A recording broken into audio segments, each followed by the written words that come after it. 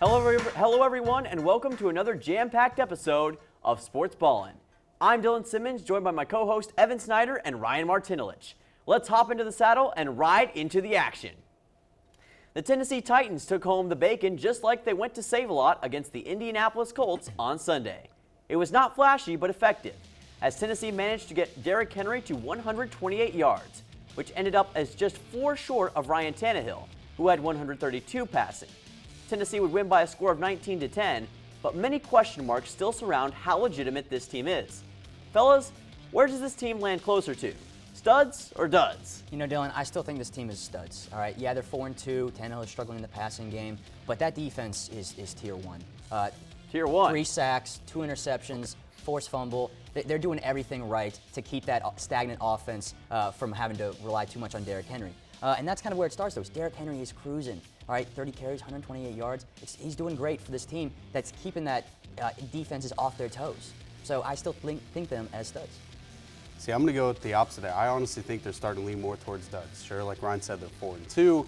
That defense for the Titans is tier 1. They are stepping up in huge situations, and like the stats that Ryan just said, right? They stepped up huge against the Colts, but also it's the Indianapolis Colts. It's Matt Ryan they're going up against, which the only good takeaway from this game is the fact that they probably just forced Matt Ryan into retirement, as the Colts announced today that they're going to bench him for the rest of the season. Sam which Ehlinger, here he it's comes. sad to see as a Falcons fan, but you know it was only about right to see Matty Ice eventually hit the pine a little bit.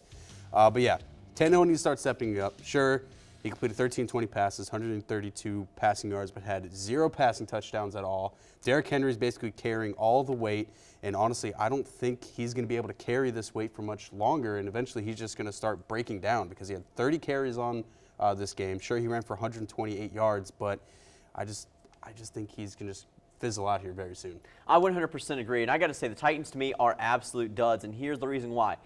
This Titans team won the game despite the fact they did not score an offensive touchdown. They scored 19 points, and their only touchdown was on a pick 6 of Matt Ryan. This team could very well end up as a 3 or 4 seed by sheer virtue of how awful the AFC South currently is. I mean, you're talking about a Ryan Tannehill who's got a very obvious ceiling. He had 4 more yards overall than Derrick Henry did. And by the way, Henry, he's running way too much. They're going to run him down to the point where he is going to be unable to run anymore. He's not going to be able to do it. He's going to get cooked like Nashville hot chicken. They've got to fix it overall, guys. And I got to say, this defense is carrying the Titans forward right now. And they're playing great, but at what point is it going to be too much? And like Tannehill, the Titans themselves, we know they have a ceiling. They can't keep winning like this because we already saw what happened to them against Buffalo. Do you think they're going to beat the Bills? Do you think they're going to beat Kansas City when it comes to playoff time? I don't know if they've got it in them, and I think you guys have to agree on that. No, definitely. Yeah, they don't have it right now. Maybe that can change. Maybe they can go on another 2019 miracle run, but I think this Titans team just doesn't have the stuff right now. Yeah, like you said, I think some inconsistencies with Tannehill, but you have to understand that they still are dealing with some injuries at the wide receiver core. I still don't think they're fully utilizing their tight end in the play-action game. And so they're having these kind of dink and dunk passes, 3 yards here, 5 yards there. Tom Brady special. Yeah, exactly. They're not really utilizing the entire field. And yeah, they are giving the ball to Derrick Henry a significant amount. Like 80% of their carries have just gone to him. However, we have to understand that this is almost like a 3 yards in a cloud of dust kind of offense. That's what's going to keep those defenses on their toes. Just give it to Henry and rely heavily on defense from here on in. Yeah, 100% agree with that. I am interested to see where the Titans take things from here, but I've got a feeling that they're going to be first round done. But that time will tell on that one. The Catfish have sunk to the Marianas Trench after the Predators were dismantled by the Philadelphia Flyers by a score of 3-1. The Preds have now lost 5 in a row after a 2-0 start to the season. Ryan, what is going wrong in Smashville right now? I have no answers, Dylan. Nothing. You could ask a genie for 3 wishes, and all 3 of them would be, hey, what's wrong with the Nashville Predators? And he would say, next wish, next wish, next wish. I have nothing. Look, it's simple as this. They had played their first 2 games with defensive efficiency, and putting up great numbers. Now they can't even really find the net. They're struggling in the opponent's attack zone, and their goaltender is just getting outplayed. They are in the box. They are in the penalty box way too much. So there are just so many things going wrong in this last 5-game losing streak. I have nothing to say. I have no words of wisdom right now. Yeah, it pains to watch. It really does. The fact that they're doing so bad that a catfish is in the Mariana Trench, That's Yes. like next levels of bad. But to build off what Ryan just said, this game against the Flyers, you know, the Preds outshot the Flyers 32-25, and you look at the scoreline, 3-1 that the Flyers beat the Preds to. So they're really struggling to convert on the offensive zone.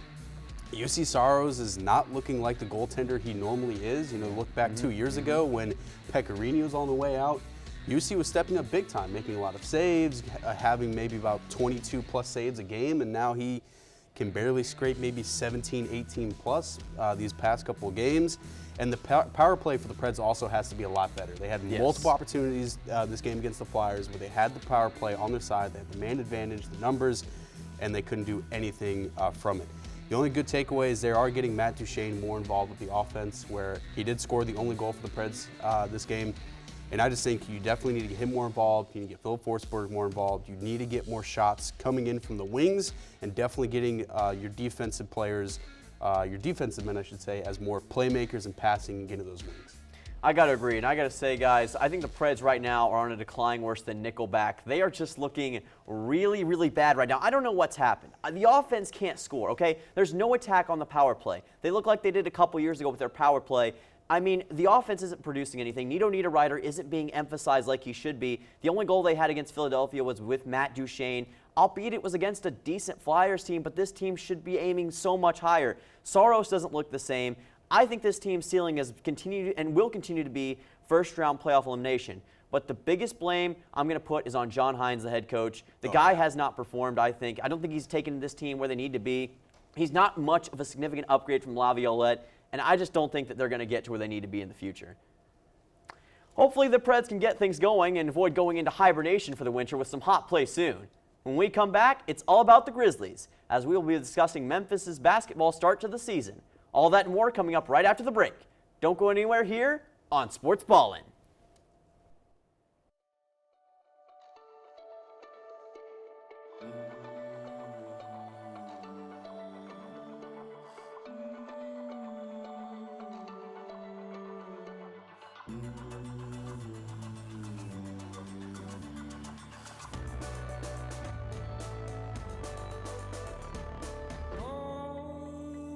To pose, now shush.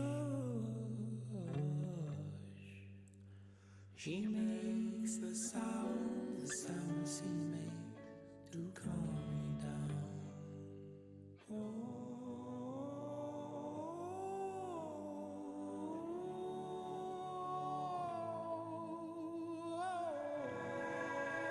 She makes the sound she makes me.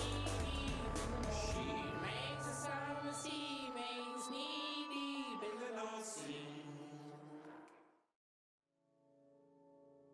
I'm here. Can you see me? 'Cause I feel like I'm invisible. Like this whole place is invisible. If it weren't for the nightly news, no one would even think of this place. But down here, things look different. Down here, our spirits are bright and our dreams are vivid. And if given a chance, that's what the world would see.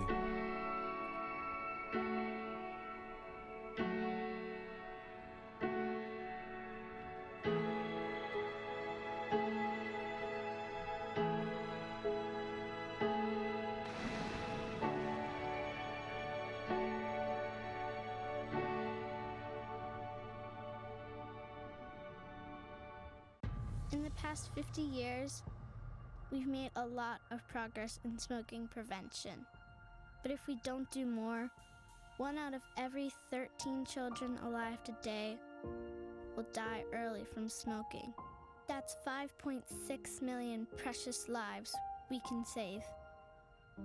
Together, we can make the next generation tobacco-free. Welcome back. The Grizz kept the Rockets on the launch pad with incredible play from one Ja Morant, who proved that he has dogs inside. With 49 points, Desmond Bane added 14 points of his own, and the Grizzlies bench rounded into form with great efficiency. What was the key to Memphis's win here, guys? 2 words, Ja Morant. I don't think we can disagree. Yeah. That's pretty much the key player right there, 49 points. That's an efficient player right there. He's doing a great job on the ball, offensively, and at the perimeter defensively. So that's pretty much your playmaker. That's pretty much your tier 1 star. He's just getting the job done from the Grizzlies right now. Yeah, no, I mean, Ja looked like a NBA 2K creative player out there, dropping 49 points. Like, not a lot of guys can go out there and do that. And again, too, the bench and Desmond Bane helped out a lot, too.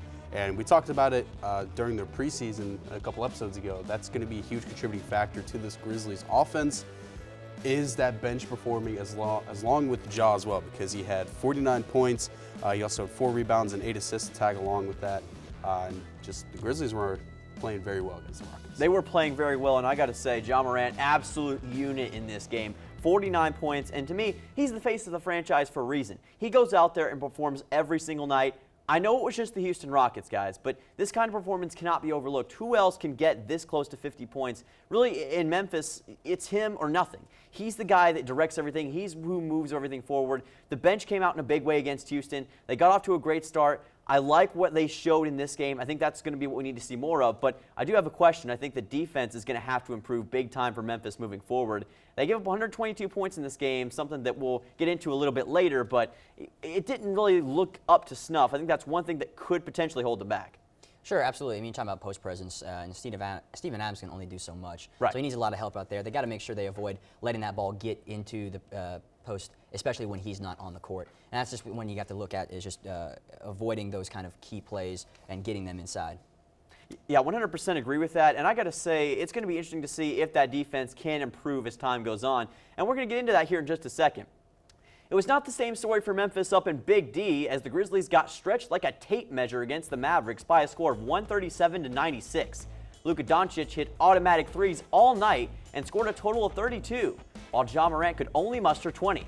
Ryan, with Memphis trying to make a run for the title this year, what does this kind of performance say about their place in the Western Conference? That they're a legitimate contender. Once again, they probably not be pushing for that 1 or 2 spot, but they're definitely going to be in that middle of the packed area. And what really helped here was, once again, that post presence. I mean, they out-rebounded the Grizzlies 53-29. So when you're able to give Luka those second and third chance opportunities, that's what's going to get you those ball games. And keeping the ball out of Morant's hands, I mean, it speaks for itself. Yeah, no, definitely. I mean, Luka is basically what Ja is for the Grizzlies. Right. So if you can shut down Luka, you have a really high chance of beating the Mavericks. But also, too, the Mavericks, up there, the Golden State Warriors, they're the powerhouse of the Western Conference. And they've really shown that the last 2 years. Because, I mean, Luka dropped, what was it? He dropped 32 points, 7 rebounds, 10 assists. He really popped off this game. And Ja, 20 points, 1 rebound, 4 assists. So it really goes to show the Grizzlies are not a whole lot without Ja. Yeah, and I got to say, really, we just talked about the defensive issues, and that was the biggest problem in this one. They gave up 137 points. 137. You cannot win that way. That's just not sustainable. I know Dallas might have just been in their element, but there must have been some hydrogen out there because they absolutely proved it all night, and they were dropping bombs on the court. So it was just an absolute clinic on how to shoot the ball from deep, how to make plays, and how to really stretch this Memphis defense, and that was the biggest issue. Grizz got a lot of work to do. We're going to see if they can do that moving forward. Hopefully the Grizz will get back on track soon with this wide-open NBA landscape. When we come back, we are going en fuego with the hot takes of the week. Stick around right here on Sportsballin. When I was in foster care, I never knew when I would have to move. So I always had my suitcase ready to go. Then one day, I was adopted. My new parents opened their hearts and home to me. My parents cook my favorite breakfast for me every morning. My parents take me on trips I never thought I would go on. They gave me a home and an even better reason to use that suitcase. My parents aren't perfect, but they're perfect for me.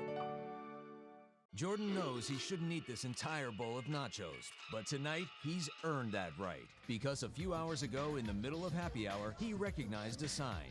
Not from the gods or a bolt of lightning, but from a double heart, a kissy face, and a fourth ha in ha ha ha.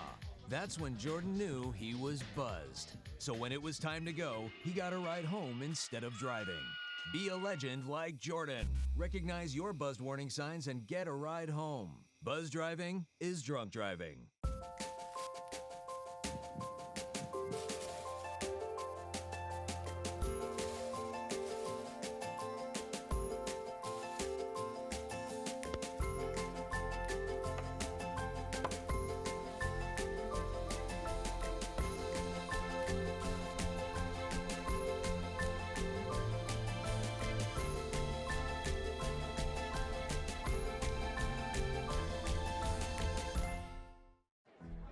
Mack truck. Hey, Christina from accounting. Yeah, hi. Hey, I used to date a girl named Christina. Oh, really? Yeah, and then she dumped me for my best friend. You want to see some photos of them that I took? I don't. I thought we talked about this, buddy. Buzzing overshared again? Yeah. Yeah. I'm gonna call a car. That's a smart idea. So yeah, I know, that's why I did it. Hey, you're gonna get back to the top of the mountain. Does that mean I'm gonna get back with Christina? No. Oh. No, no.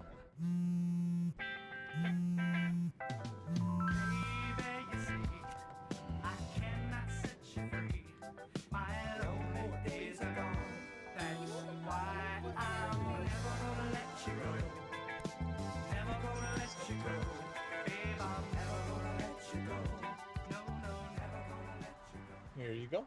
Thank you. Thank you.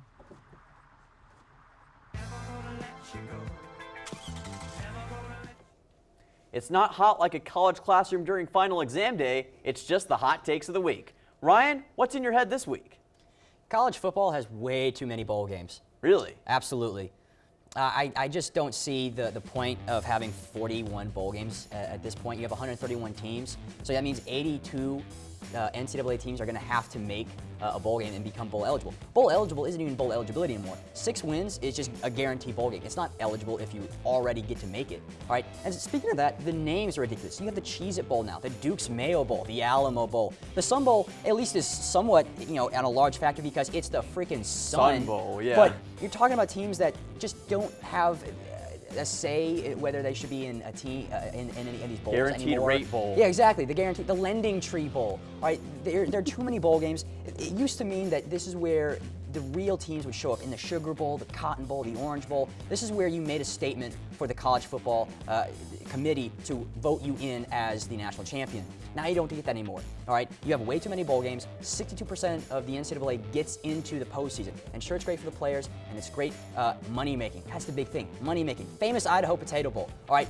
That is a company making French fries and tater tots. Hey, don't you dish the Idaho Potato Bowl. I have to dish it. All right. Don't you dare. Too many bowl games. 6 and 6 should not be a bowl game. 7 and 5, maybe. It really needs to break down to real teams that are showing that they can compete in their conference, not teams that are going 6 and 6 and maybe 3 and 5 in conference. All right. No offense to North Texas.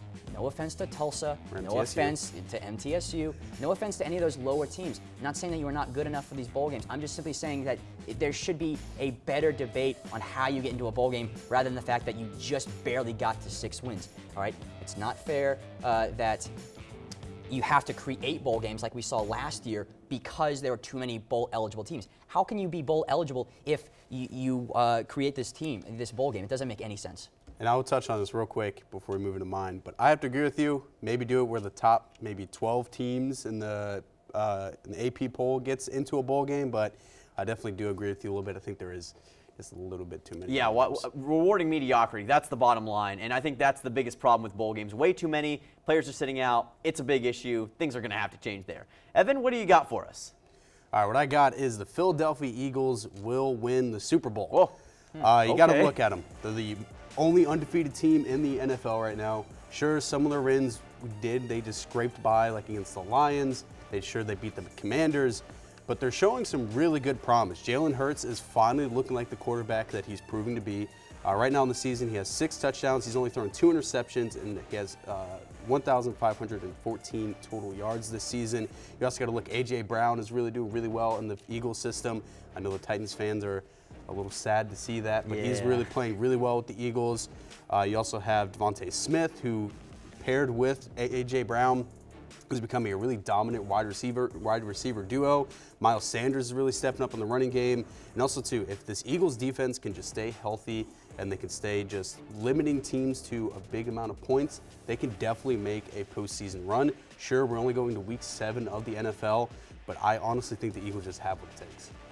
Yeah, I think they certainly haven't had the luxury of playing competent teams of late, especially getting into the NFC East division. This is true. They haven't played the Cowboys without Dak Prescott, though I'm not sure how much that would have really helped. Of course, the Commanders are limping, really, with or without Wentz. Just beat Green Bay, though. So, yeah, the biggest thing right now is can the Giants, who are also scraping by against their opposition, can they take on the Eagles. That's really the biggest team that might slow them down in the division race. But I fully agree in the sense that the Eagles certainly look like the more competent team, the more in control of their own destiny team. They just look like an all-around unit.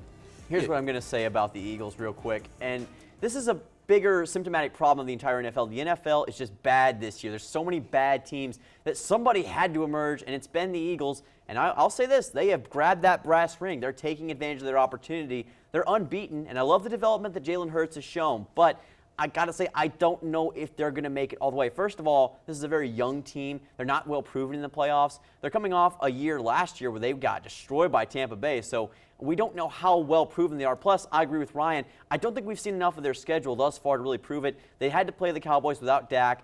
They did beat the Vikings, but they're still the Vikings. I don't know if I trust them entirely either. But then again, in this NFL world, who can you trust right now? Because there's just so many bad teams that it's hard to really find a way. I am going to be interested with this. What is their rushing attack going to look like in the future? That's one thing I think that the Eagles are going to need, especially later on in the year. And can Jalen Hurts stay consistent? I don't know if I trust this Eagles team entirely yet. I'm going to go NFC Championship elimination at best right now. That's my prediction, Evan. I just think you just look at the NFC in its entirety. The only other strong teams is the Cowboys, which they already beat, which sure, they're without Dak. The Bucs are not looking too promising, and the whole entire NFC East just isn't looking that strong in general. Sure, the Giants, there are 5-1 now, but I just don't think the Giants hold anything to the Eagles. Well, we will see. We will see on that one. I'm going to get to mine. I've been waiting on this since I saw it on Sunday. If we cut back to last year, I said that Tom Brady would one day be done, and guess what, folks? He is. He's done. He is washed as a quarterback. That's my hot take of the week. Tom Brady is not that guy anymore. I think the terror is finally over. I think that this guy is like Alice in Wonderland right now. He doesn't know where he is. He doesn't know where things are going. I mean, guys, look at some of these passes. Is this the guy who, I mean, look at that. Who is he throwing it to at that point? He's throwing it right into the heart of the defense. And he had no excuse here. He had no excuse. You have one of the most talented teams in the NFL. You've got Leonard Fournette. You have Chris Godwin, Mike Evans, some of the most talented receivers in the league. You have an incredible defense that has stopped teams over and over again. And you're going up against a 1-5 Carolina Panthers team. I'm going to go over some of this, guys. They had 300 yards. He had 300 yards against the Panthers, and for what? Empty calories. This guy threw for all these yards, and he didn't get anything done. He got 3 total points. They lost to an interim head coach, a team with a 1-5 record, and a third-string quarterback from the XFL. That is inexcusable. And I'm sorry, Tom Brady, and I'm sorry, Skip Bayless. I'm going on record. I'm going to say it. I'm going to be bold. Brady is done. He is over, and he is not coming back. I'm betting against him. Bring on Kyle Trask. Tom Brady's career is over, guys. You go ahead, Evan. Yeah, I'd have to agree to an extent, but you also got to look. He's in his 40s, man. Like, he's an old man playing in the NFL. He is. This was honestly just bound to happen, and I'm surprised it didn't happen sooner. But you got to think they did lose against the Carolina Panthers, or didn't play that well against the Carolina Panthers, which the Panthers haven't been good in, I don't know, like a decade since Cam Newton's been there. So I think part of it is his age is finally starting to catch up with him. That TB12 treatment is probably not doing the greatest things for him, and I think it's all just starting to accumulate and just really start to show the flaws and the cracks that he does have in his armor. First off, I just want to point out that P.J. Walker was a legit quarterback in the XFL. The fact that he's a third stringer, I think, has no relevance here. I do agree that I don't know if to say he's washed, but certainly the age is playing a factor. His defense hasn't really looked great, but they haven't been able to score either. So accumulate the fact that they're missing out on touchdown opportunities, but their defense is looking like a sieve. Like, they are just leaking rushing yards, giving up big plays in the passing game. So I think it's a combination of two things, but I do have to say we are seeing the end of Tom Brady's career here. I 100% agree, and I think it's over. Sorry, Tom. I think we brought Saharan desert levels of heat there, guys. When we come back, it's time to draft like John Robinson because we have our picks of the week. Come right back on Sportsballin. America, welcome home the brave.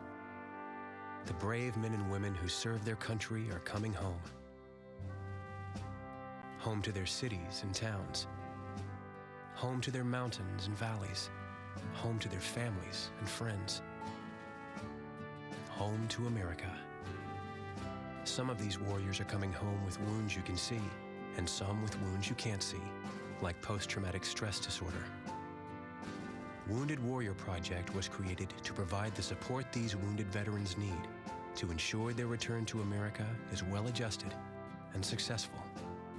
But we need your help to ensure that our mission is a success. Help us honor and empower these wounded warriors. Contact us at findwwp.org. America, welcome home the brave.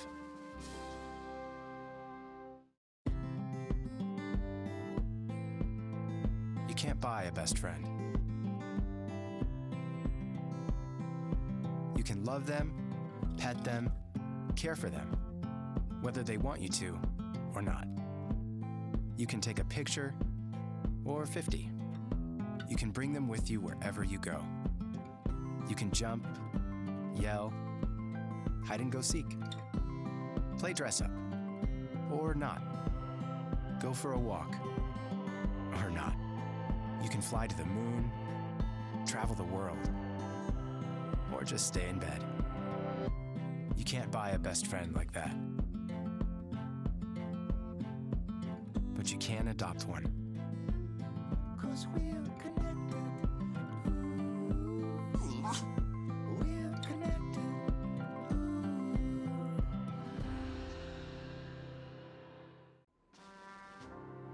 From Iraq and Afghanistan, our brave warriors are coming home, wounded.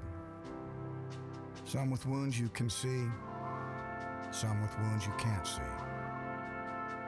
Wounded Warrior Project was created to support our men and women coming off the battlefield. Please help carry these warriors the rest of the way home. Get involved at woundedwarriorproject.org. Welcome back to Sports Ballin'. It is time for our picks of the week. First up, we've got the St. Louis Blues going to take on the Nashville Predators Thursday at 7. What are you guys thinking? Give me St. Louis. Their defense is just too good. They're scoring at a high rate, and just the way the Preds have looked defensively, I just don't see how they stand a chance against the Blues right now. I'm going to agree with Ryan on that one. Give me the Blues. They look one of the strongest teams in the Eastern Conference right now. I believe they are 3-1, yes, so they are playing very, very well. They have been the past couple years, and I think they honestly not only just beat the Preds, they dominate the Preds. I'm probably going like a scoreline of like at least 7-2. Yeah, there's no Nazem Kadri to really hurt the Blues right now, and the Preds, guys, they're on a downward spiral. It's not looking good. Give me the Blues by a lot. Next up, we've got the Memphis Grizzlies going to take on the Sacramento Kings Thursday at 6:30. What do you guys think? Yeah, kind of the same thing here. Defensively, if the Grizz can keep it up, they might have a chance, but I'm still going to go with the Kings here. If you lose to one of the most irrelevant NBA teams, that's just sad, so give me the Grizz by a million. Memphis wins easily. Next up, we've got the Tennessee Titans going to take on the Houston Texans Sunday at noon for our last pick. What are you guys thinking? I'm going to say 7-3 Titans. Low-scoring affair. No one gets above 200 yards. That's really interesting. I'm going to go Titans. They win in overtime. Give me the Titans. Much like Chick-fil-A, Sports Ballin' never disappoints. Thank you all so much for watching this episode, and remember to tune in to Blue Raider Television to catch the next episode. We will see you all next week.